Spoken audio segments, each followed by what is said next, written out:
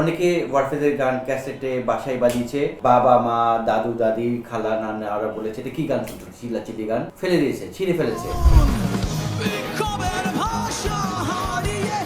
আমাদেরকে যখন কনসার্টের টিকিট দিয়ে দেখতে যায় তখন তারা আমাদেরকে ইউনিক ব্যাপারগুলো দেখতে চায়, শুধু গান শুনো না। বাচ্চু ভাইয়ের কাছ থেকে অনেক কিছু শিখেছি। বাচ্চু ভাই সবসময় ফোন করতো, ও চলে গেল না, তুই একাই রয়ে গেলি, চিন্তা করিস না, তুই টিপু, তুই পারবি, আগে যা, যা লাগবে আমি আছি। বাংলাদেশের দিক দিয়ে রক মিউজিকের কথা চিন্তা করলে 1984 সাল হচ্ছে একটি ঐতিহাসিক বছর। এই সময় এমন একটা ব্যান্ড প্রতিষ্ঠিত হয় যেটা আসলে ব্যাকরণ পাল্টে দেয়। কথা বলছি ওয়ারফেজের কথা। একজন মানুষ এই ব্যান্ডে কনসিস্টেন্ট হিসেবে ছিলেন, তিনি হচ্ছেন ওয়ারফেজ ব্যান্ডের ড্রামার, কম্পোজার এবং ব্যান্ড লিডার টিপু ভাই। আজকে আমরা মুখোমুখি হব টিপু ভাইয়ের সাথে। প্রথমত 21শে পদকের জন্য একেবারেই প্রস্তুত ছিলাম না, জানতাম এরকম কিছু একটা আমরা পেতে পারি। আমরা 5 তারিখ এটা জানতে পারি, 5 তারিখ এটা ঘোষণাটা হয় ফেব্রুয়ারি মাসের। তখন ওই দিন আমরা মিরপুর শেরেবাংলানগর ক্রিকেট স্টেডিয়ামে আমাদের শো ছিল। আমরা সাউন্ড চেক করে নিচে নেমেছি, সবাই বসে চিল করছি, রেস্ট নিচ্ছিলাম। তারপর আমরা সবাই বসেছিলাম। তা আমার কাছে এই সময় ফোন আসে, আমি পাশে গিয়ে কথা বলছি ফোন নিয়ে। তখন বললো যে আপনারা 21শে পদক অর্জন করেছেন এবং এটা একটু আগেই প্রেস সচিব উনি ঘোষণা করলেন। এবার 2026-এ 21শে পদক কারা পেয়েছেন, ওয়ারফেজ প্রতিষ্ঠান হিসেবে এবং সংস্কৃতিতে অবদান রাখার জন্য, বাংলাদেশের সংস্কৃতিতে অবদান রাখার জন্য ওয়ারফেজকে দেওয়া হয়েছে। আমি বললাম এটা কি সত্যি শিওর? বলে হ্যাঁ, এটা অলরেডি পাবলিশ। যখন বললো হ্যাঁ ইটস ট্রু, এটা শোনার সাথে সাথেই আমার চোখ দিয়ে অটোমেটিক পানি চলে আসে। তখন আমি ধন্যবাদ জানিয়ে ফোনটা রেখে, সবাই ব্যান্ডে বসেছিল, তখন আমি কমলও ছিল এই শোতে, কমল করলাম উঠে দাঁড়া কাছে। তারপর ওকে একটা টাইট হাক দিলাম, বললাম কি হয়েছে, সবাইকে উদ্দেশ্য করে বললাম আমরা ওয়ারফেজ বাংলাদেশে এই প্রথমবারের মতো কোনো ব্যান্ড আমরা 21শে পদক পেলাম। এটারই অফিসিয়াল অ্যানাউন্সমেন্ট হয়েছে একটু আগে, এইটা আমাকে জানালো, আমি সবাইকে তোমাদেরকে জানালাম। সবাই একটু থতমত খেয়েছে যে কি হলো এটা বিষয়টা। তারপর সবাই সেন্স আসার পর সবাইকে হাক করলাম, আলিঙ্গন করলাম, অ্যান্ড সবাই খুবই অভিভূত হয়ে গেছে। বাট এটা তো স্টেজে ওঠার 4-5 মিনিট আগে পেয়েছি খবরটা। তারপর স্টেজে আমরা উঠলাম, সবার ফোন সুইচ অফ, স্টেজ থেকে নামলাম এবং ফোন অন করার সাথে সাথেই দেখলাম যাবতীয় মেসেজ, যাবতীয় ফোন আসতেছে অ্যান্ড হোয়াট নট। তারপর যাই কোনো রকমই ম্যানেজ করলাম। আর ওই সময় কিছু মিডিয়ার পার্সনও ওখানে ছিল, তারাও জেনে গেল বিষয়টা, তারাও এখানে ছোট ছোট কিছু ইন্টারভিউ করলেন। আসলে এটা অন্যরকম একটা অনুভূতি, আসলে এটা ভাষায় প্রপারলি প্রকাশ করতে পারবো না। একটা ডিফারেন্ট ফিলিং কাজ করছিল ভিতরে, আই বিলিভ সবারই কাজ করছিল। ওই ফিলিংসটা আসলে শেয়ার করতে পারবো না তখন, মানে খুব ভালো লাগে কাজ করছিল, বিশ্বাস হচ্ছিল না এবং বাজাচ্ছি, ওদিকে কনফ্রন্টেশন দিতে হচ্ছে, সবকিছু মানে অন্যরকম একটা আসলে ঐশ্বরিক শক্তি পাচ্ছিলাম সব দিক দিয়ে, ভালো লাগার, ভালোবাসার সব দিক। হৃদয় গহীনে অবাক দৃষ্টিতে এবার আমাদের সাথে বাচ্চু ভাইও মরণোত্তর 21শে পদক পেলেন, যেটা খুবই আনন্দের, better late than never, but হয়েছে। বাট আমার দুঃখ যে এটা যদি উনি জীবিত অবস্থায় পেতেন আরো ভালো হতো, ভালো লাগতো অবশ্যই। যেহেতু এই প্রসঙ্গতে এসছে, এই প্রসঙ্গে এলআরবি, বাচ্চু ভাই, ওয়ারফেজ এবং বাংলাদেশের অন্যান্য যে আরো ব্যান্ড আছে like Miles, Renaissance, source, feedback, Maksudur Dhaka, আরো অনেক, হ্যাঁ সবাই কিন্তু যোগ্যতা রাখে 21শে পদকে, এটা আই বিলিভ। এবং আমরা পেয়েছি, we are so much lucky of course, and এবং ওনারাও এই যোগ্যতা রাখেন এবং বাংলাদেশে অনেক আর্টিস্ট এই যোগ্যতা রাখেন। তা আমি এটা সংশ্লিষ্ট কর্তৃপক্ষকে অনুরোধ করতে চাই যে এইবার যে ধারাটা শুরু হলো এটা যেন বজায় থাকে। ব্যান্ড মিউজিকের এবং বাংলাদেশের সংস্কৃতিতে ব্যান্ড মিউজিশিয়ানরা অবদান রাখার জন্য তাদেরকে যেন এই স্বীকৃতিটা দেওয়া হয় প্রতি বছর। বাচ্চু ভাইয়ের কাছ থেকে অনেক কিছু শিখেছি, আসলে কিভাবে ডিটারমাইন্ড থাকতে হয় এবং কিভাবে ম্যানেজ করে কাজ করতে হয়। উনি প্রত্যেক সময় উৎসাহ দিতেন প্রত্যেকবার, এবং অনেক সময় যেটা হয়েছে স্পেশালি আমার ক্ষেত্রে, উনি যেহেতু ব্যান্ড ম্যানেজ করতেন, উনি লিডার ছিলেন, আমিও একইভাবে কাজগুলো করছি। আমাদের লাইন আপ অনেকবার পরিবর্তন হয়েছে। যখনই পরিবর্তনটা আমাদের কারোই ভালো লাগে না, লাইন আপ পরিবর্তন ভালো লাগে না, কেউ চলে গেলে ভালো লাগে না। তা বাচ্চু ভাই সবসময় ফোন করতো, ও চলে গেল না, তুই একাই রয়ে গেলি, চিন্তা করিস না, তুই টিপু, তুই পারবি, আগে যা, যা লাগবে আমি আছি, বলিস। তো এই সাহস উৎসাহগুলো দিতেন, হ্যাঁ না ঠিক আছে, কিছু ভালো কিছু করতে হবে, বড়রা আছে, তারাও সাহায্য সহযোগিতার হাত বাড়িয়ে দিচ্ছে, সাপোর্ট করছেন, হ্যাঁ এভরিথিং। তো এগুলো অনেক ভালো লাগে, আসলে বাচ্চাদের সাথে অনেক স্মৃতি আছে। সবকিছুই অনেক সহজলভ্য, হাতের মুঠোয় পৃথিবী, এরকম একটা সিচুয়েশন। তখন ওই সময় সহজ ছিল না। আমি আসলে অনেক ট্রানজিশন দেখেছি। আমি স্কুল দেখেছি, স্কুল থেকে লং প্লে দেখেছি, লং প্লে থেকে ক্যাসেট দেখেছি, ক্যাসেট থেকে সিডি দেখেছি, সিডি থেকে এখন আমরা অনলাইন স্ট্রিমিং প্ল্যাটফর্ম দেখছি। আমি প্রতিটা জিনিসই দেখেছি। আমি তা MP3 এগুলো দেখেছি। ওই সময় যে ক্যাসেটে আসলে আমরা যে টাইপের মিউজিক শুনি, ওই টাইপের মিউজিক কিন্তু ঢাকায় ওইভাবে অ্যাভেলেবেল ছিল না। বাইরে ভাই বোনরা বা আত্মীয় স্বজন বন্ধু বান্ধবদেরকে রিকোয়েস্ট করতাম ওই অ্যালবাম এইগুলো আনো, তখন আনলে আমরা ক্যাসেট এগুলো শুনতাম। বেসিক্যালি আমি বা আমরা অনেকেই কারো কাছে মিউজিকের প্রাতিষ্ঠানিক শিক্ষা নেই, যা করেছি সেলফ টট এবং নিজেরাই চেষ্টা করেছি। আমি জাস্ট বসতাম, আমার কিছু সিলেক্টিভ অ্যালবাম ছিল লাইক মেটালিকা, স্করপিয়নস, তারপর ডিও, এগুলা কিছু ছিল, ব্ল্যাক স্যাবাথ, ওগুলা ছিল আমার প্র্যাকটিস অ্যালবাম। ওগুলা আমার পাশে ক্যাসেট প্লেয়ার থাকতো, ছেড়ে দিতাম, একেবারে একটার পর একটা অ্যালবাম শুধু বাজাতাম শ্যাডো করে, কারণ বাসায় ড্রামস আনা যেত না, শব্দ, চারিদিকে প্রতিবেশীদের অসুবিধা হওয়ার কথা চিন্তা করে এগুলা করা যেত না, স্কোপটা অনেক কম ছিল। তো ওইভাবে শ্যাডো করে প্র্যাকটিস করতাম, এইভাবে আগেছি। এবং গিটারিস্ট আমরা যারা ছিল, ওই ইলেকট্রিক গিটার তো ওইভাবে সবার ওইভাবে ছিল না, সবাই লোন করে ধার করে এইভাবে নিয়ে আসতো, টোটটা একটু 2 দিনের জন্য ওরটা নিয়ে আসতো, এইভাবে হতো। অ্যাম্প ছিল আমাদের 2-1টা, কমলের ছিল। তো এইভাবে জিনিসগুলা আসলে করেছি, ক্যাসেটে শুনে আবার ক্যাসেট ফিটা ছিঁড়ে দিত, বারবার লাগাতে হতো, টেপ দিয়ে করতে হতো, সার্জারি করতে হতো, অনেক বিষয়। 90s কিডরা এটা ভালো বলতে পারবে, তারা এগুলো ফেস করেছে। সো এভাবে করেছি, বাট কষ্ট করেছি অনেক, বাট এগুলোর মধ্যে একটা আনন্দ ছিল, ভালোবাসা ছিল, কমিটমেন্ট ছিল, চেষ্টা করেছি। আসলে আমরা আউট অফ প্যাশন করেছি, একেবারে কোনো কিছু চিন্তা ভাবনা না করে। আমাদেরকে অমুক অ্যাওয়ার্ড অর্জন করতে হবে, সেটা করতে হবে, কোনো টার্গেট ছিল না। আমাদের টার্গেট একটাই, ভালো মিউজিক করব, ভালো ম্যাটেরিয়াল নিয়ে ভালো গান আমরা করব, যে গান যুগের পর যুগ বেঁচে থাকবে। এটা ছিল আমাদের চিন্তা ভাবনা। 91-এ যখন আমরা অ্যালবাম রিলিজ করলাম সেই সময়, এর আগে তো আমরা করতাম কাভার নাম্বার। 91 থেকে আমরা শুরু করলাম হলো আমাদের অরিজিনাল সং, যেটা 91-এর 21শে জুন সারগাম থেকে রিলিজ হয়েছিল। এটা আসলে বিশাল একটা বিষয়, আসলে এভাবে কোনো কিছু চিন্তা করি নাই কোনো কিছু পাবো, বাট লাকিলি আমরা ওই সময় একটা অ্যাওয়ার্ড পেয়েছিলাম 94-এ।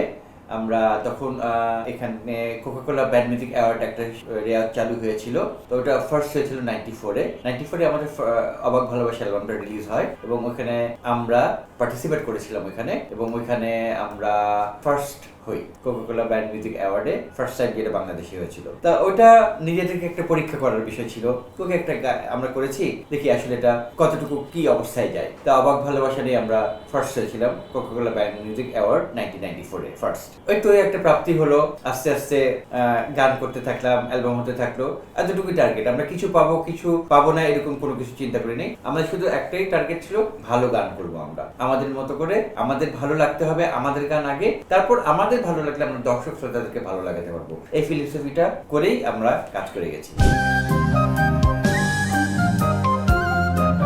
গানটার সুর হলো মিজানের, আমাদের ভোকালিস্ট, আর গীতিকার হলো আশিকুর রহমান। এটা মিজান যখন ব্যান্ডে জয়েন করে 2000 সালে সঞ্জয় চলে যাওয়ার পর, অসামাজিক অ্যালবামে পর, তখন মিজান, আমরা তো গান করছিলাম, তখন মিজান বললো, ভাই আমার কাছে একটা গান আছে, এই অবস্থা।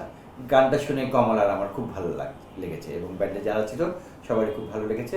তখন আমরা সিদ্ধান্ত নেই এই গানটা করার।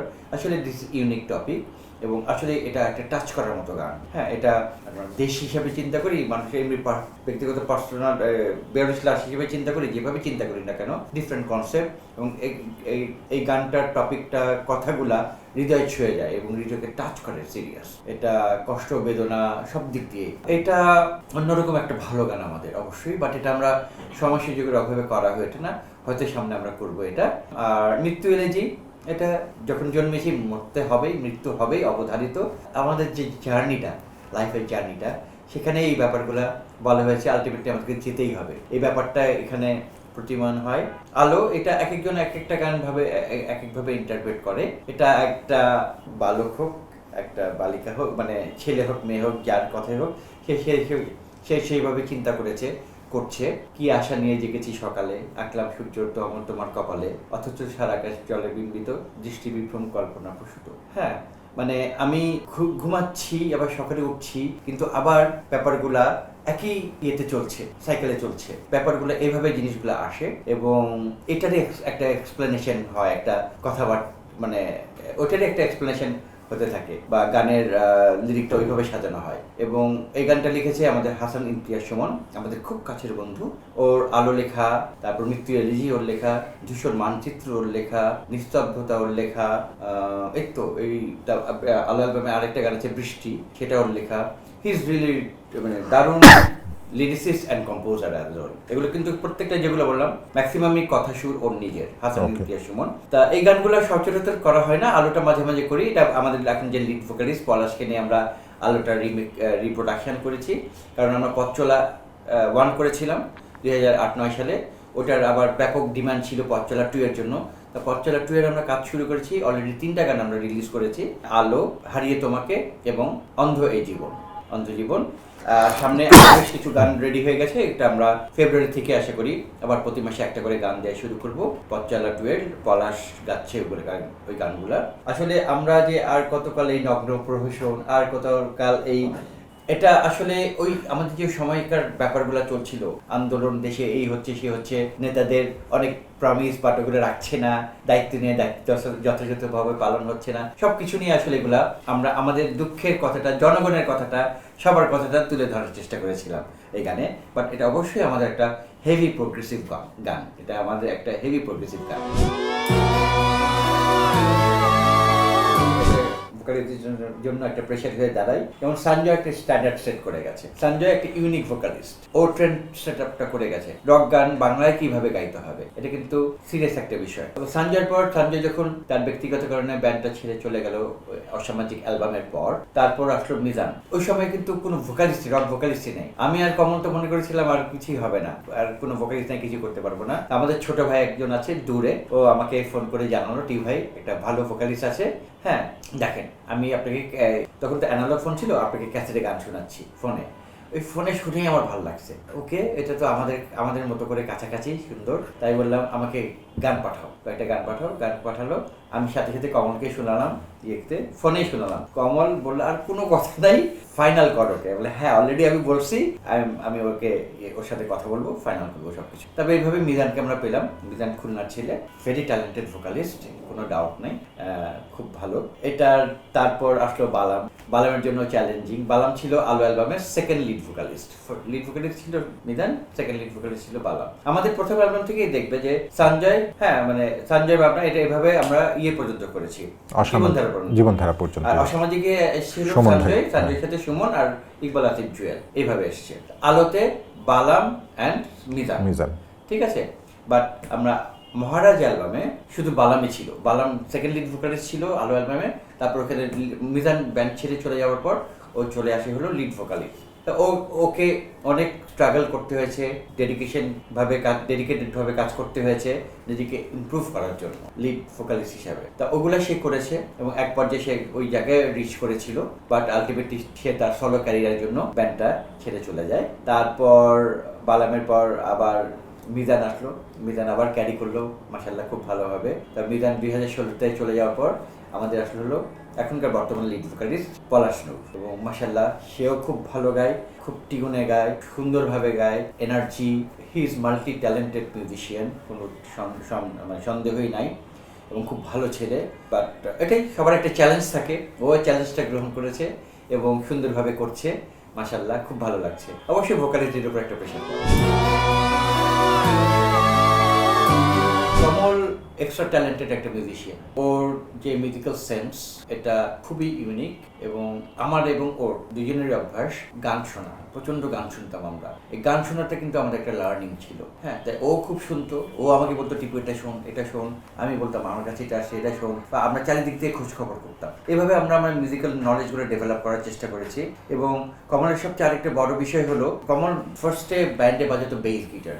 ওই আমাদের বেস গিটারিস্ট গিটারিস্টরা চলে যাওয়ার পর তখন ও বাধ্য হয়ে গিটারে চলে আসে ফার্স্ট অ্যালবামের আগে। তখন ওই সময় আমাদের এই সার্কেলে ওয়ারফেজ ইন্ডাকে এসএস রকস্টার আরো যারা ছিল টেন্ডেন্সি ছিল ফার্স্ট গিটার প্লেয়িং। তো এই ব্যাপারটা খুব ভালোভাবে রপ্ত করে আস্তে আস্তে করে, কিন্তু সেই সাথে মেলোডির ব্যাপারটাও স্লো মেলোডি ক্লিন এগুলো আস্তে আস্তে সে এগুলো রপ্ত করে। এবং কমলের আরেকটি সবচেয়ে বড় গুণ হলো কর্ড অ্যারেঞ্জমেন্ট। এটা মানে খুবই ইউনিক, এবং ওর যে গিটারের লিগেসি এবং যে কর্ড স্ট্রাকচার, হ্যাঁ অ্যারেঞ্জমেন্ট, একটা গানের কর্ডের বিষয়ে দিস ইজ রিয়েলি ইউনিক, এবং এগুলা আসলে ব্যান্ডের গানকে অন্য একটা মাত্রা দিয়ে যোগ করেছে এবং গানগুলাকে বেসিক্যালি কমলের এই কর্ড অ্যারেঞ্জমেন্টগুলা, গিটারিং, আমার ড্রামস এবং সাথে সবার ব্যাপারগুলো আছে। কমলের গিটার সাউন্ডার, কারণ রিফ অ্যান্ড গিটার তো ওইভাবে বেজ ওইভাবে যাইতে হবে, ওই ব্যাপারগুলো একসাথে করেই ওয়ারফেজের সাউন্ডটা তৈরি হয়। এভাবে আমরা সাউন্ডটা কিন্তু কমলের গিটার, আমার ড্রামস, এগুলা বাকি সবকিছু মিলেই আমাদের সাউন্ড। ভোকালিস্টরা পারলে আমাকে কমলকে মানে কি করতেছেন আপনারা, কমল ভাই বুঝতেছেন না, আপনি বুঝতেছেন না, এগুলো গাওয়া সম্ভব না, এটা এইভাবেই গাইতে হবে, এভাবেই ডেলিভারি দেবে। আমরা কিছু এগুলো করেছি, অবশ্যই করেছি, হ্যাঁ এটা অস্বীকার করবো না, এটাই। তো কমল ইজ কমল, এবং কমল অনেক সুন্দর লিরিক রেখে। আমি আরেকটা তোমার কথা প্রসঙ্গে বলি যে আমরা ইংলিশ কাভার করতাম, সেই প্রসঙ্গে আমরা বাংলা এভাবে সুন্দর করে লিরিক লিখতাম কিভাবে। সেন্ট জোসেফ, আমি ছিলাম Bangladesh Bank High School, college Notre Dame আমাদের সবার, কিন্তু আমাদের বাংলার দক্ষতাটা ভালো ছিল। আমরা বাংলা লিটারেচার অনেক পড়তাম, তো ওইভাবে ব্যাপারগুলো আমাদের ভিতরে চলে আসে। বাবনার ভিতরে আসে, কমলের ভিতরে আছে হাসান ইমতিয়াজ, সুমন, আফতাব মাহমুদ খুশি, জাহাঙ্গীর হায়দার দীপন, আমি লিরিক লিখি ব্যান্ডে, শামস, সবাই আমাদের ওই বাংলার দক্ষতাটা বেশ ভালো। আমরা বাংলা লিটারেচার ভালো পড়তাম এবং এটা ওইভাবে চলে আসছে। তো ওইভাবে আমরা শব্দ চয়নগুলো করার চেষ্টা করেছি। এই কারণেই আমাদের লিরিকগুলা একটা ডিফারেন্ট ডাইমেনশনে এটা গেছে এবং দর্শক শ্রোতারা পছন্দ করে। তখন যেটা করতাম, আমরা সব গান টান শোনা বন্ধ করে দিই, ঠিক আছে? তো মানে কোনো কিছু যদি ইনফ্লুয়েন্স না করে, তখন নিজেরা শুধু চিন্তা করতে থাকি অ্যান্ড আইডিয়া ডেভেলপ করতে থাকি, কি কি টপিক নিয়ে কাজ করব সেগুলো সর্ট আউট করতে থাকি। বাট কাজ হচ্ছে না, দেখা সাক্ষাৎ হচ্ছে না, কিন্তু ব্যাপারগুলো আমরা গোছাতে থাকি ভিতরে, এবং এক পর্যায়ে জিনিসগুলো একসাথে করে আবার সুন্দরভাবে ডেলিভারি করার চেষ্টা করি অ্যালবামের মাধ্যমে বা সিঙ্গেল, যেভাবে হোক না কেন। তা ওই ক্রিয়েটিভিটি লকটা হয়ে যায়, একেবারে হয় না তাই না, বাট তখন একটা ব্রেকে চলে যাই, হ্যাঁ একটু গ্যাপে থাকি সবাই, পরে আবার একসাথে মিলে জিনিসগুলো একত্র করে কাজ করার চেষ্টা করি। অবশ্যই আমাদের যে ইয়াং জেনারেশন আছে এবং যারা আছেন দর্শক শ্রোতা, প্রত্যেকে কিন্তু সংস্কৃতি মনা এবং এন্টারটেনমেন্ট চায়। সবাই তো কাজকর্ম করে, লেখাপড়া করে, কিন্তু দিনের শেষে সবাই এন্টারটেনমেন্ট চায়। তাদের পছন্দের নাটক, সিনেমা, গান, ব্যান্ডের গান এগুলো শুনতে চাই, কনসার্টে যেতে চাই, কিন্তু আমরা নানান কারণে পারি না। আমি যেটা চাই, যারাই আসবে না কেন, ঢাকা সহ বাংলাদেশের যত ডিভিশন আছে সেখানে ডেডিকেটেড কনসার্ট ভেন্যু হওয়া। কারণ ওই কনসার্ট ভেন্যুটা মাল্টিপারপাস ইউজ হতে পারে, হ্যাঁ না মাল্টিপারপাস ইউজ হতে পারে এবং বাণিজ্যিকভাবে সফলতা অর্জন করতে পারে। কিন্তু আমরা যেখানেই যাই না কেন ভেন্যু সমস্যায় ভুগি, ওপেন এয়ার কনসার্টের ক্ষেত্রে মেনলি, এবং অফকোর্স ইনডোরও আমরা কোনো ওইভাবে ভেন্যু পাই না। তো এই ব্যাপারগুলো আমরা চাবো যদি নতুন প্রজন্মকে সামনের দিকে এগিয়ে নিতে হয় শিল্প সংস্কৃতির দিক দিয়ে, তাহলে এই ভেন্যুগুলা আমাদের জন্য ডেভেলপ করা বা ম্যানেজ করা বা আমাদের জন্য বরাদ্দ করা খুবই জরুরি, এটা চাবো। এবং আমরা যেন খুব সুষ্ঠুভাবে, শান্তি শৃঙ্খলভাবে আমরা ভালো মিউজিকের চর্চা করতে পারি। আমি মেনলি বলছি নতুন জেনারেশনের কথা, সেই সাথে আমাদের কথা, আমাদের আগে পরে যারা আছেন সবার কথা, যেন সঠিকভাবে সুন্দরভাবে মিউজিকের চর্চা করতে পারি। আমরা যেন ঠিকভাবে ইনস্ট্রুমেন্টস যে আসে, মানে আগে বলা হতো গান বাজনা হলো জমিদারের কাজ, হ্যাঁ যাদের পয়সা করি আছে, কারণ একটা ইনস্ট্রুমেন্টস অনেক এক্সপেন্সিভ, এই ব্যাপারগুলা আসলে সবাই এফোর্ড করতে পারে না। তো আমাদের যারা নতুন জেনারেশন আছে, আমাদের যে বাইরে থেকে ইনস্ট্রুমেন্টস গুলো আসে, গিটার, প্রসেসর, অনেক জিনিস, মাইক্রোফোন, ড্রামস, ড্রামস, সবকিছু, সাউন্ড সিস্টেম, এগুলো যদি ট্যাক্সগুলো কমানো যায়, তাহলে তাদের বাইং ক্যাপাসিটিটা বাড়বে, তাদের ক্রয় ক্ষমতার মধ্যে তারা নিতে পারবে এবং তারা সঠিকভাবে সুন্দরভাবে মিউজিক করতে পারবে। কারণ ভালো ইনস্ট্রুমেন্ট মিউজিক চর্চার ক্ষেত্রে বা পারফরমেন্সের ক্ষেত্রে অতি জরুরি। অ্যান্ড কনসার্ট ভেন্যু বললাম, এটা বললাম, আর হলো আমাদের ব্যান্ড মিউজিককে স্বীকৃতি দেওয়া। এটা খুব জরুরি। ব্যান্ড মিউজিক কিন্তু এখন মেইন স্ট্রিম, হ্যাঁ, এবং বাংলাদেশের অনেক জায়গায় আমরা রিপ্রেজেন্ট করছি, দেশের অনেক জায়গায়, বিদেশের অনেক জায়গায় আমরা বাংলাদেশকে রিপ্রেজেন্ট করছি। তা গ্লোবালি যেহেতু আমাদের অ্যাকসেপ্টেন্স হয়ে গেছে বাংলা ভাষায়, বাংলা ভাষাভাষীদের কাছে, ইভেন অনেক বিদেশিরা আমাদের ভক্ত, হ্যাঁ, অনেক ব্যান্ডের ভক্ত। তো এই ব্যাপারগুলো একটু মাথায় রাখা, এই ব্যাপারগুলো যেন তারা দেখেন, নজর দেন, সেটা চাবো। এবং বাংলাদেশের প্রতি অনেক শিল্পকলা একাডেমি আছে, তো ওইখানেও যেন ব্যান্ডের চর্চার ব্যাপারে তারা সিরিয়াসলি চিন্তা করে, ব্যান্ড মিউজিশিয়ানরা ওইখানে ওয়ার্কশপ করতে পারে, ওইখানে শিখতে পারে নানান ইনস্ট্রুমেন্ট, সেসব ব্যাপারে যেন তারা চিন্তা ভাবনা করতে পারেন। সেই সাথে প্রত্যেকটা স্কুলে, যেমন বাইরের দেশে প্রত্যেক স্কুল বা হাই স্কুলে ম্যান্ডেটরি থাকে একটা মিউজিক সাবজেক্ট, ইনস্ট্রুমেন্টস, এগুলা যেন অবশ্যই মেনটেন, কিছু স্কুলে মেনটেন হয়, ইউনিভার্সিটি কলেজে মেনটেন হচ্ছে, কিন্তু সার্বিকভাবে সব জায়গায় যদি মেনটেন হয় তাহলে সে ডিসাইড করতে পারবে যে ঠিক আছে আমি স্পোর্টস লাইনে যাবো, নাকি আমি মিউজিক করবো, নাকি এটা করবো সেটা করবো, সে ডিসাইড করতে পারবে ছোটবেলা থেকে তার প্রতিভা অনুযায়ী। এই ব্যাপারগুলো কিন্তু ছোট থেকে এক্সপ্লোর করা প্রয়োজন। এই ব্যাপারগুলো যদি যিনি আসবেন, যারাই থাকবেন, যদি ঠিকভাবে নজর দেন, এই ব্যাপারগুলো চিন্তা করে, তাহলে আমরা সাংস্কৃতিক দিক থেকে সামনে অনেক এগিয়ে যাব, কারণ আমাদের দেশে প্রতিভার অভাব।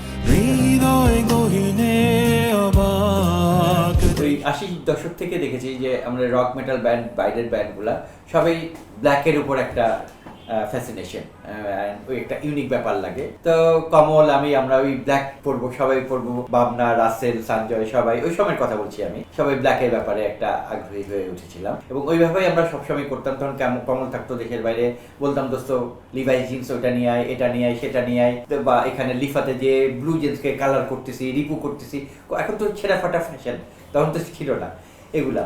বাট ওই ব্যাপারগুলো সবসময় মেনটেন করে গেছি, নিজেদেরকে যতটুকু সম্ভব ইউনিক রাখার ড্রেস ওয়াইজ। কারণ কি, আমাদেরকে যখন কনসার্টের টিকিট দিয়ে দেখতে যায়, তখন তারা আমাদেরকে ইউনিক ব্যাপারগুলো দেখতে চায়, শুধু গান শুনো না। হ্যাঁ, ওনাকে, ওই আর্টিস্টকে দেখতে কেমন লাগছে, সে কি স্টাইল করছে, কিভাবে নিজেকে রিপ্রেজেন্ট করছে, এই ব্যাপারগুলো সবকিছু মিলেই কিন্তু টোটাল প্যাকেজটা। সো এই ব্যাপারগুলো মাথায় থাকে। আমি যে পয়সা দিয়ে দেখতে যাচ্ছি, তখন আমার ব্যাপারটা অর্থ হয়, ওসুল হয়। এই কারণে সবসময় আমরা এভাবে চিন্তা করেছি। হ্যাঁ, যেমন হ্যাট করছি, একটা গ্লাস করছি, আবার একটা নিজস্ব লুক করেছি, কমলের আছে, আমাদের অন্যান্যদের সবার আছে। এই ব্যাপারগুলা সবাই এইভাবে চেষ্টা করি আমরা ইউনিক থাকার জন্য, এবং এটা ব্যান্ডের সবাইকে আমরা বলি যে তোমাকে এইভাবে চলতে হবে, এইভাবে স্টাইলগুলো মেনটেন করো যতটুকু পারো। অবশ্যই এটা তো অনেক একটা বড় প্রাপ্তি, এটা আসলে দায়িত্ব বেড়ে গেছে, চ্যালেঞ্জ বেড়ে গেল, কারণ সবার আগে সবসময় আমাদের কাছে অনেক কিছু আশা করে, এখন আশাটা, লেভেলটা, লিমিটটা আরো বেড়ে গেছে, আমরা জানি না কতটুকু করতে পারবো। অবশ্যই এটা নিয়ে আমি সবাই আলাপ করছিলাম, আমরা ব্যান্ড মেম্বাররা, যে আসলে দায়িত্ব অনেক বেড়ে গেল, এবং ওই দায়িত্ব অনুযায়ী আমাদেরকে যতটুকু সম্ভব আমাদেরকে ওইভাবে ডেলিভারি করতে হবে। আমাদের ডেলিভারিটা কি, মেনলি গান, অ্যালবাম, ওটা নিয়েই আমরা এখন ফোকাস করছি। এই চ্যালেঞ্জটা সামনে মোকাবেলা করতে হবে আমাদেরকে, আমাদের দর্শক শ্রোতাদের যেন হৃদয় আবার ছুঁয়ে যেতে পারে আমাদের গান দিয়ে। নেক্সট অ্যালবাম কবে পেতে যাচ্ছি?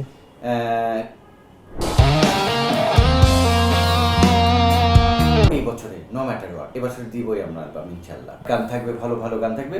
তা এতটুকু বলতে পারি, বাকিটা আল্লাহর ইচ্ছা, যে এই অ্যালবামে কেউ হতাশ হবে না, একটা ইউনিক অ্যালবাম হতে যাচ্ছে। আমরা যে অর্জনটা করলাম, এই অর্জনটা শুধু ওয়ারফেদের না, এটা আমাদের দর্শক শ্রোতা সবার, আমাদের যে লেট 80s এবং 90s কিডরা আছে, যারা ওয়ারফেদ শুনে বড় হয়েছে, বিশ্বাস রেখেছে আমাদের প্রতি। অনেকে ওয়ারফেদের গান ক্যাসেটে বাসায় বাজিয়েছে, বাবা মা, দাদু দাদি, খালা নানা, ওরা বলেছে এটা কি গান শুনছো, চিল্লাচিল্লি গান, ফেলে দিয়েছে, ছিঁড়ে ফেলেছে, হ্যাঁ, এগুলা করেছে, এই বিশ্বাসটা রেখেছে। আমরা এই অর্জনটা তাদের, আমাদের প্রথম লাইন আপ থেকে, ফান্ডিং লাইন আপ থেকে শুরু করে এখন পর্যন্ত যারা আছে, এই অর্জনটা আমাদের প্রত্যেকের ফ্যামিলি মেম্বারদের, আমাদের দর্শক শ্রোতা, এবং এ পর্যন্ত যারা আমাদেরকে সাহায্য সহযোগিতা, এ পর্যন্ত আমাদেরকে যারা সাপোর্ট করে গেছেন এবং যাচ্ছে, আমাদের ক্রু, টিম, অফিস, যারা আছে, প্রত্যেকে এটার অংশীদার, এবং প্রত্যেকের অর্জন এটা। এবং আমরা কিন্তু বাইরে থেকে লিরিক নিই না, আমরা খুব কম লিরিক নিই। আমাদের বন্ধু হাসান ইমতিয়াজ সুমন খুবই ট্যালেন্টেড, আমাদের কাছের বন্ধু, আফতাব মাহমুদ খুরশিদ, জাহাঙ্গীর হায়দার দীপন, এছাড়া আমরা সাধারণত লিরিক নিই না। মেনলি আমাদের লিরিক বাবনা, কমল, শামস আর বালাম কিছু লিখেছে, আর আমি লিখছি। আমরা এই ব্যান্ডের ভিতরে থেকে আর বাইরের থেকে এই তিনজনের কাছ থেকে নিয়েছি। তা আমরা প্রত্যেকের কাছে কৃতজ্ঞ, আমাদের যত এক্স মেম্বার আছে এবং যতজন কাজ করে গেছে, প্রত্যেকের কাছে কৃতজ্ঞ। আর এই অর্জনটা সবার।